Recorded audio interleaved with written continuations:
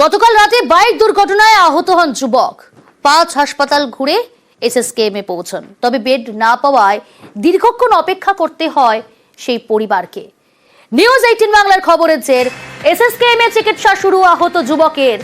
Bed না পেলেও ট্রলিতে রেখেই চিকিৎসা শুরু হয়েছে।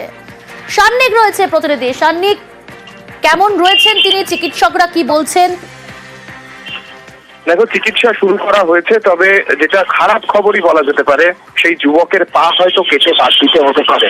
এখনো পর্যন্ত যেটা আমরা জানতে পারছিলাম পরিবারের সূত্রে সকাল পর্যন্ত, যে কালকে রাত্রিবেলা এই ধরনের ঘটনার ক্ষেত্রে যেহেতু দ্রুত চিকিৎসা শুরু করাটা অত্যন্ত গুরুত্বপূর্ণ হয়, সেক্ষেত্রে অনেকটা সময় সেখানেই নষ্ট হয়েছে এক হাসপাতাল থেকে অন্য হাসপাতালে ঘুরেতে।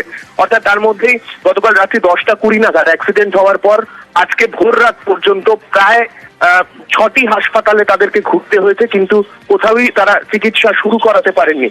এই পরিস্থিতিতে তাদের বেশ কিছুটা সময় নষ্ট হওয়ায় আজকে সকালবেলা খবর যখন আমরা দেখাই, তারপরে হাসপাতাল কর্তৃপক্ষের তরফে জানানো হয় তাদেরকে ওই ট্রলিতে রেখেই তাদের পেশেন্টের ট্রিটমেন্ট তারা শুরু করবেন। সেই মতোই তারা যখন লিখে দেন, তারপরে পেশেন্টকে ভর্তি করিয়ে নেওয়া হয় এবং ভর্তি করানোর পরে এখন চিকিৎসা শুরু হলেও পা হয়তো কেটে বাদ দিতে হতে পারে ওই রোগীর। বেশ।